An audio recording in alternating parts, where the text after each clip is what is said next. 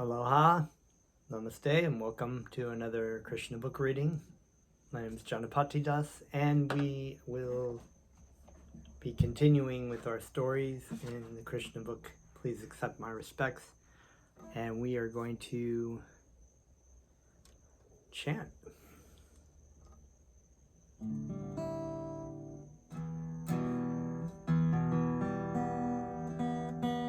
But first, I tune my guitar.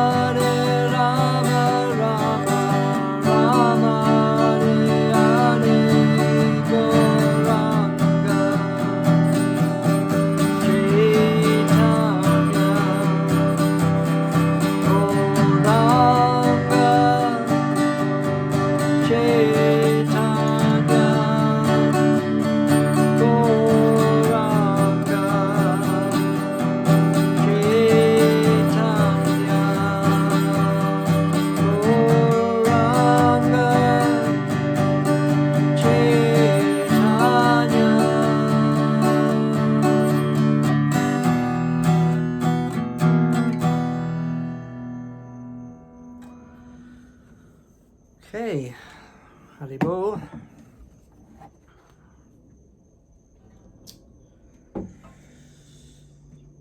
Om Namo Bhagavate Vasudevaya.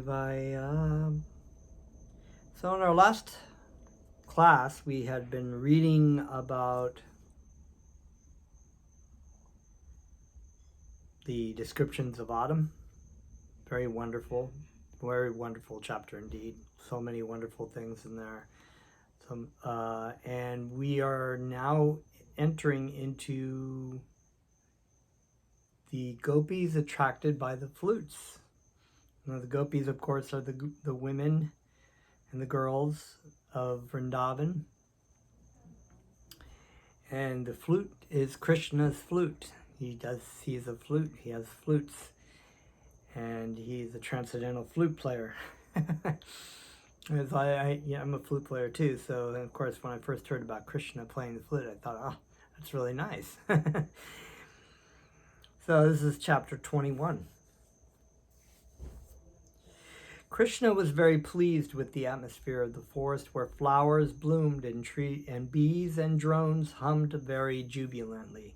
While the birds, trees, and branches were all looking very happy, Krishna tending the cows, accompanied by Sri Balaram, and the cowherd boys began to vibrate his transcendental flute. After hearing the vibration of the flute of Krishna, the gopis in Vrindavan remembered him and began to talk amongst themselves about how nicely Krishna was playing his flute. When the gopis were describing the sweet vibration of Krishna's flute, they also remembered their pastimes with him. Thus their minds became disturbed and they were unable to describe completely the beautiful vibrations. While discussing this transcendental vibration, they remembered also how Krishna dressed, decorated with a peacock feather on his head, just like a dancing actor, and with blue flowers pushed over his ear. His garment glowed yellow gold, and he was garlanded with a Vaijayanti necklace. Dressed in such an attractive way, Krishna filled up the holes of his flute with the nectar emanating from his lips. So they remembered him entering the forest of Vrindavan, which is always glorified by the footprints of Krishna and his companions. Krishna was very expert in playing the flute, and the gopis were captivated by the sound vibration, which was not only attractive to them, but to all living creatures who heard it. One of the gopis told her friends, "The highest perfection of the eyes is to see Krishna and Balaram entering the forest and playing their flutes and tending the cows with their friends." Persons who are constantly engaged in the transcendental meditation of seeing Krishna internally and externally by thinking of him playing the flute and entering the Vrindavan forest have really attained the perfection of samadhi. Samadhi, trance, means absorption of all the activities of the senses on a particular object, and the gopis indicate that the pastimes of Krishna are the perfection of all meditation and samadhi. It is confirmed in the Bhagavad Gita that anyone who is always absorbed in the thought of Krishna is the topmost of all yogis. Another gopi expressed her opinion that Krishna and Balaram, while tending the cows, appeared just like actors going to play on a dramatic stage. Krishna was dressed in the glowing garments of yellow, Balaram in blue, and they held new twigs of mango tree, peacock feathers, and bunches of flowers in their hands. Dressed with garlands of lotus flowers, they were sometimes singing very sweetly among their friends. One gopi told her friend, How is it Krishna and Balaram are looking so beautiful?" Another gopi said, "My dear friend, we cannot even think of his bamboo flute. What sort of pious activities did it execute so that it is now enjoying the nectar of the lips of Krishna? Krishna sometimes kisses the gopis, therefore the transcendental nectar of his lips is available only to them, and his lips are considered their property." Therefore the gopis asked, "How is it possible that the flute, which is nothing but a bamboo rod, is always engaged in enjoying the nectar from Krishna's lips?" "Because the flute is engaged in the service of the Supreme Lord, the mother and the father of the flute must be happy. The lakes and the rivers are considered to be the mothers of the trees because the trees live simply by drinking water. So the waters of the lakes and rivers of Vrindavan were full of happy lotus flowers, because the waters were thinking, how is it our son, the bamboo rod, is enjoying the nectar of Krishna's lips?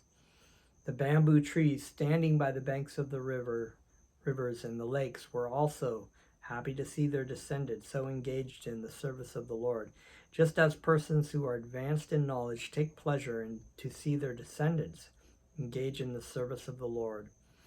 The trees were overwhelmed with joy and were incessantly yielding honey, which flowed from the beehives hanging on the branches. Sometimes the gopis spoke thus to their friends about Krishna. Dear friends, our Vrindavan is proclaiming the glories of this entire earth, because this planet is glorified by the lotus footprints of the son of Devaki. Besides that, when Govinda plays his flute, the peacocks immediately become mad. When all the animals and trees and plants, either on the top of Govardhan Hill or in the valley, see the dancing of the peacock, they all stand still and listen to the transcendental sound of the flute with great attention.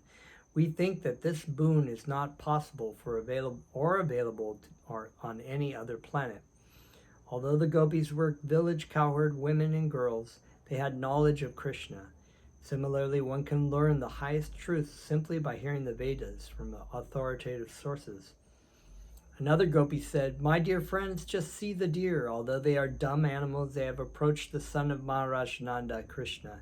Not only are they attracted by the dress of Krishna and Balaram, but as soon as they hear the playing of the flute, the deer, along with their husbands, offer respectful obeisances unto the Lord by looking at him with great affection. The gopis were envious of the deer, because the deer were able to offer their service to Krishna along with their husbands. The gopis thought themselves not so fortunate, because whenever they wanted to go to Krishna, their husbands were not very happy. No, of course not. Another gopi said, my dear friends, Krishna is so nicely dressed that he appears to be the impetus to various kinds of ceremonies held by the women folk. Even the wives of the denizens of heaven become attracted after hearing the transcendental sound of his flute. Although they are traveling in the air in their airplanes, enjoying the company of their husbands, on hearing the sound of Krishna's flute, they immediately become perturbed. Their hair is loosened and their tight dresses are slackened. This means that the transcendental sound of the flute of Krishna extended to all corners of the universe. Also, it is significant that the gopis knew about different kinds of airplanes flying in the sky. Another gopi said to her friends, my dear friends, the cows are also charmed as soon as they hear the transcendental sound of the flute of Krishna. It sounds to them like the pouring of nectar, and they immediately spread their long ears just to catch the liquid nectar of the flute. As for the calves, they are seen with the nipples of their mothers pressed in their mouths, but they cannot suck the milk. They remain struck with devotion, and tears glide down their eyes, illustrating vividly how they are embracing Krishna heart to heart. These phenomena indicate that even the cows and calves in Vrindavan knew how to cry for Krishna and embrace him heart to heart. Actually, Krishna conscious affection can be culminated in shedding tears from the eyes. A younger gopi told her mother, my dear mother, the birds who are all looking at Krishna playing on his flute are sitting very attentively on the branches and twigs of different trees. From their features, it appears that they have forgotten everything and are engaged only in hearing Krishna's flute. This proves that they are not ordinary birds. They are great sages and devotees, and just to hear Krishna's flute, they have appeared in Vrindavan forest as birds. Great sages and scholars are interested in Vedic knowledge, but the essence of Vedic knowledge is stated in the Bhagavad Gita, Vedascha Shavar Aham Eva Vejaha. Through the knowledge of the Vedas, Krishna has to be understood. From the behavior of these birds, it appeared as that they were great scholars in Vedic knowledge, and that they took to Krishna's transcendental vibration and rejected all branches of Vedic knowledge. Even the river Jamuna, being desirous to embrace the lotus feet of Krishna after hearing the transcendental vibration of his flute, broke her fierce waves to flow very nicely with lotus flowers in her hands, just to present flowers to Mukunda with deep feeling.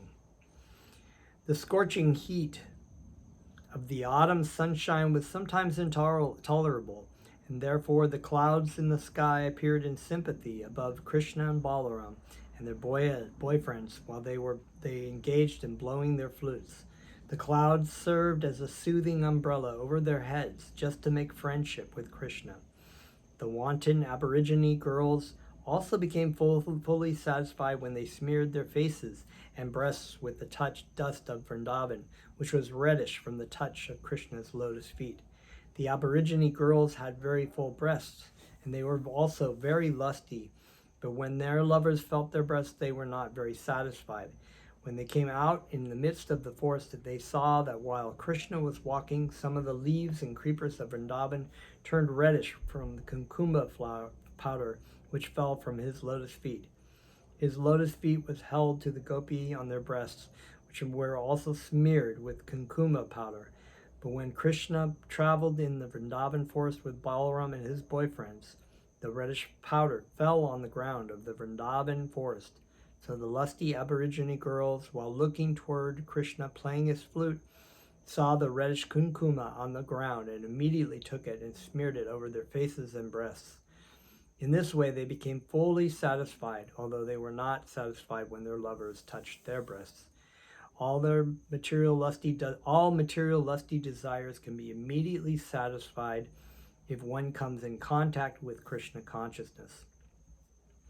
So, even in the Bhagavad Gita, there's reference a couple times where Arjuna asks Krishna, or Krishna talks about lust, the idea of lust. In this case, in what we know as lust is a intense sexual desire, but in a larger spiritual sense, lust, not in the spiritual sense, but in the Vedic sense, it means to have a selfish and self-centered desire to control and enjoy something, matter, enjoy material energy. So that's why Krishna tells Arjuna, when contemplating the objects of the senses, one develops attachment for them, and from this attachment, lust arises.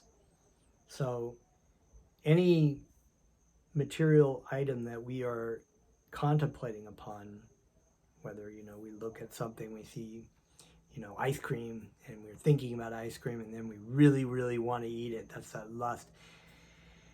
Or it could be many different things. It could be wanting to have some girl, or wanting to have some boy, or some car, or a job, or anything in the material. But here it says that all material lusty desires can be immediately satisfied if one comes into contact with Krishna consciousness.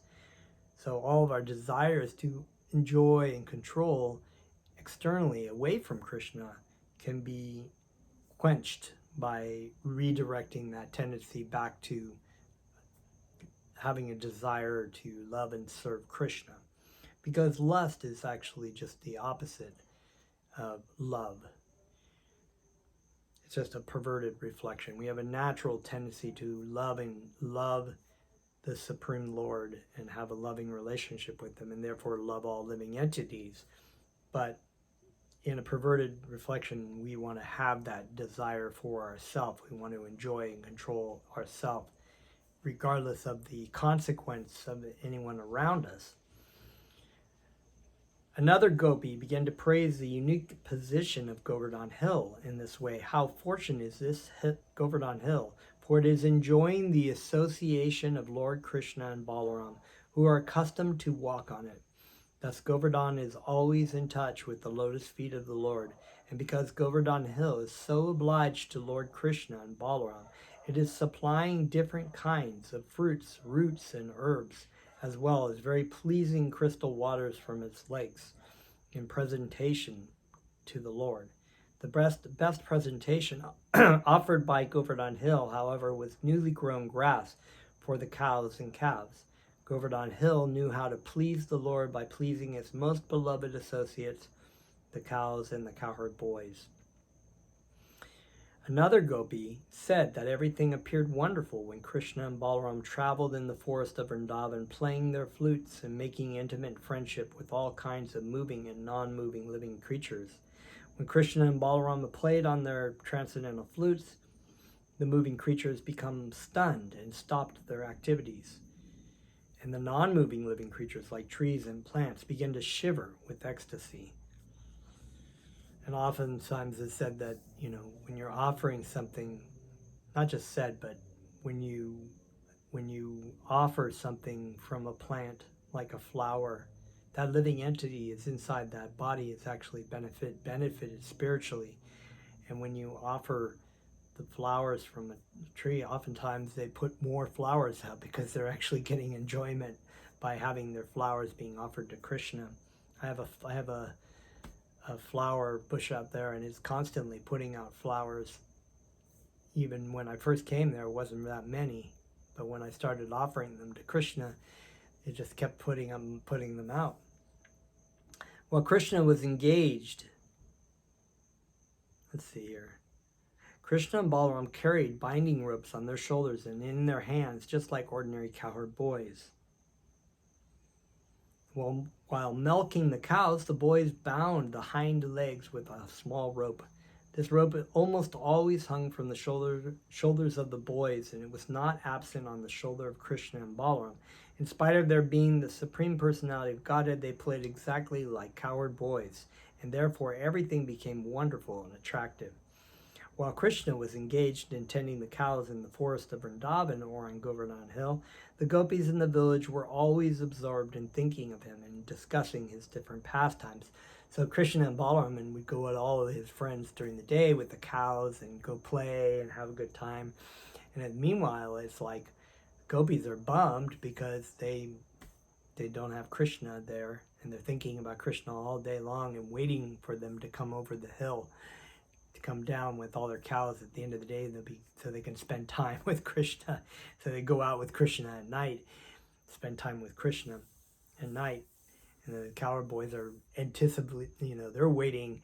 They're like, oh, we got to go to bed, and oh no, we'll just wait until they, and then they would all gather outside of Krishna's house in the morning and wait for Krishna to come out after he'd eaten breakfast. And they were all excited and joking with each other. And then Krishna would come out. It's like, woo, yeah, let's go have fun again, So this is how it was.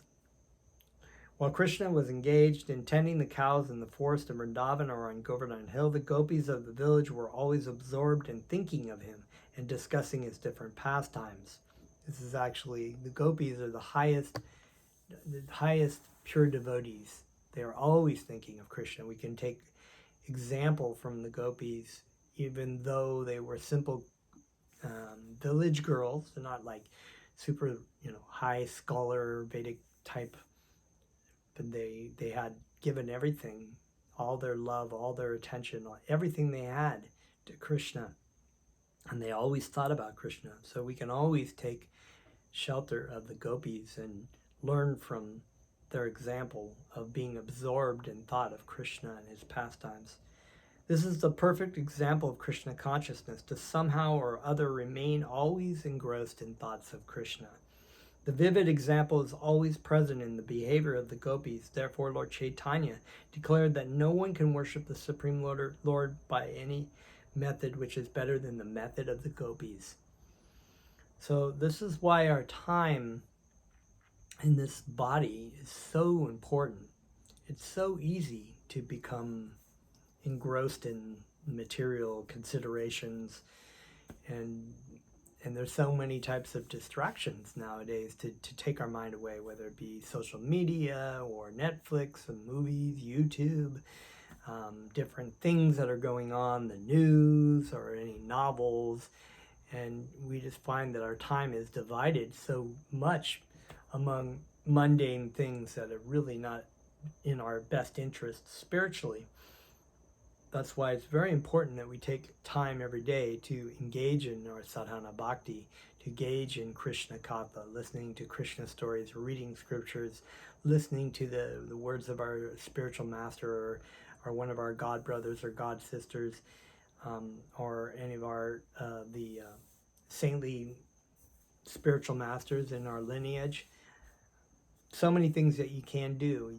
And then when you're not able to do those things, you dovetail your work that you have to do in the service of Krishna. You offer it to Krishna. You offer everything to Krishna. And this is what Krishna consciousness is. It's constantly being engrossed, like the gopis, in thoughts of Krishna, in everything about Krishna. It's very wonderful. And this is something that becomes more and more attractive as you do it more and more. If you do it less and less, you're going to become attracted by the other things that are out there. And there are lots of things out there to capture your attention. The gopis were not born in a very high Brahmana or Kshatriya family. They were born in the families of Vaishyas, and not in big mercantile communities, but in the families of coward men. They were not very well educated, although they heard all sorts of knowledge from the Brahmanas, the authorities of Vedic knowledge. The gopis' only purpose was to remain always absorbed in the thoughts of Krishna. Thus ends the Bhaktivedanta purport of the 21st chapter of Krishna, the gopis attracted by the flute. So awesome. Every chapter is just like a sweet treat. Just like that keeps giving. And I mean, I've read this so many times, and every time I read it, it's just more and more wonderful. So we're gonna have a really neat story. The next story, I'm not gonna really tell you the title about it, but it does have to do with the Gopi girls again, and Krishna. And you'll have to tune in for the next one. So let's engage in some more thoughts of Krishna by hearing and chanting his names. Thank you very much.